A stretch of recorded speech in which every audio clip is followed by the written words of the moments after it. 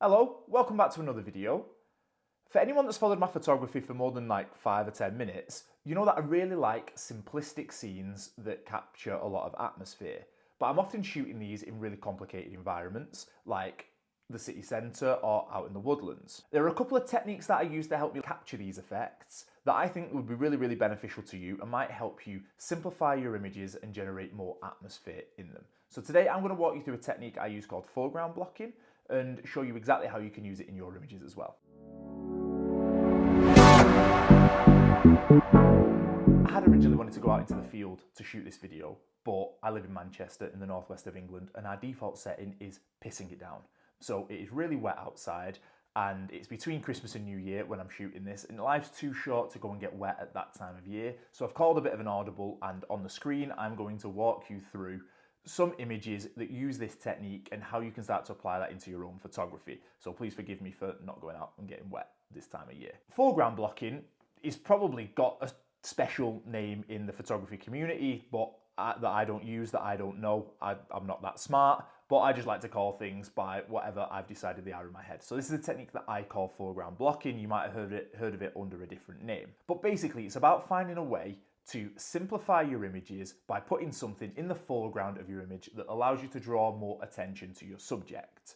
This can be really useful because you can cut out any of the complex parts of your image without really struggling to wait for people to get out of the way, to have to edit in post and try and remove those people. And it can actually draw more attention to your subjects as well.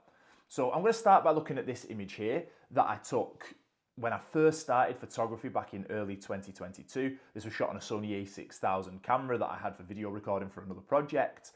And it's not an award-winning image. I'm not about to go and get any Pulitzer Prizes for photography for this. However, what you can see is at the front edge of this image is basically a railing that draws attention to the subject here, which is the bridge and the golden hour setting down on the bridge. Now, behind this, there were a lot of stairs. There was a big set of stairs with lots of people walking up and down them, trying to get onto this bridge to look for the sunset. And I needed a way to get rid of that, so I basically took the camera, stuck it between the two railings, allowed this to take a little bit of the image away, and then that little bit of the foreground away, take all this complicated element that was behind it away and generate more focus on the subject here. This is the first time I really used it. I did it by accident. I had no idea what it was, but I found it really helpful because it just created this sense of motion. Now, if there had been stairs here, if you'd been able to see that, the bridge just kind of would have existed and it would have looked like an entire bridge and you might have been distracted by the stairs.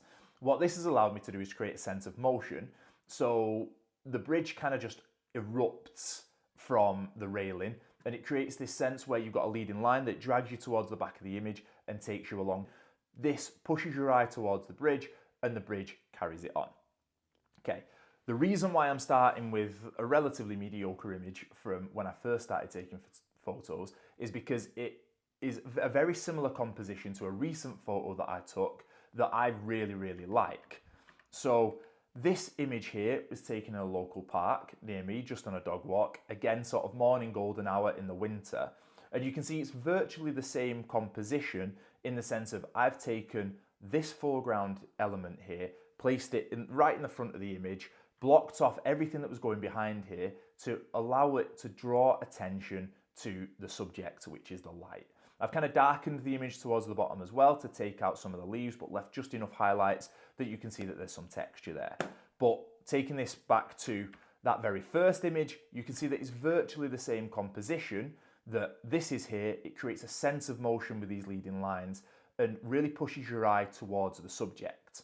Because behind all of these, behind this tree, is lots and lots of different trees that really detracted from the image and it made it very messy. So I just took the camera, placed the tree in sort of this first, what do you call it, a fifth, it's not quite a third, the first fifth of this image, and it just creates that sense of motion. If you go and watch my video on subject versus scene as well, I talk about how I've darkened this down, so I won't go through that there. But I found this really useful and it creates such a nice, simple composition. There are a couple of other ways that you can do this. So like taking this image from Iceland that I shot recently, this is one of my favorite compositions.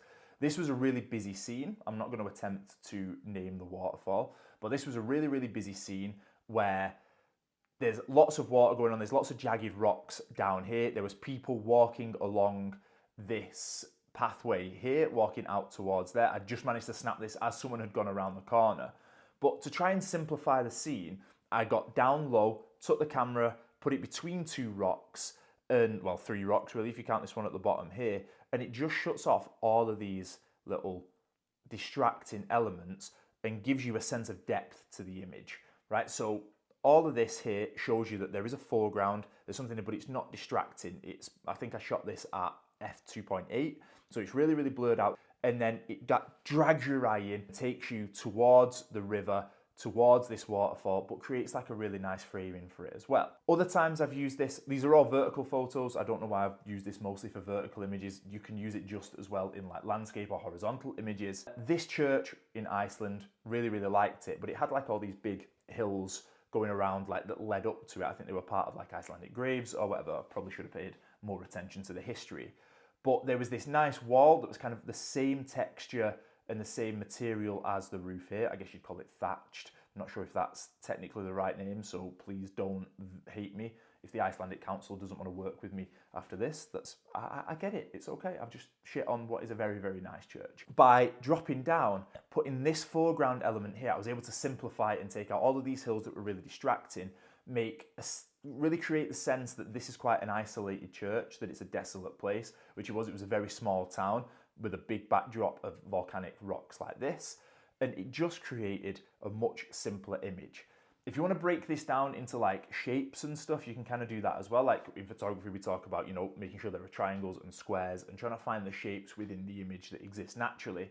Basically, this is a really big square or a rectangle with a triangle on top of it, right? So, sort of like how you would draw a house as a child, I guess. So it creates that simple building block that your eye is looking for as well when you look at a photo. Some other ways that I've done this, this image here, this is again quite an early image that I took. I really wanted to capture this rain, and I was in Switzerland in a chalet, and basically there was this little roof. I tried taking lots of images of the rain, but I couldn't quite capture the depth of it. So by taking a step back, getting this foreground element here, it took away all of these tops of the trees that were quite complicated and some highlights that were really getting blown out, because as you can see, the sun is really, really strong behind this with this shower, and it allowed me to just frame this rain, create a really nice subject there without too many distracting elements that creates a sense of atmosphere. So in terms of like how you can use this in your photography, it's really about being creative and looking for like scenes within scenes, right? And looking for things that you can hide behind, things that you can block with,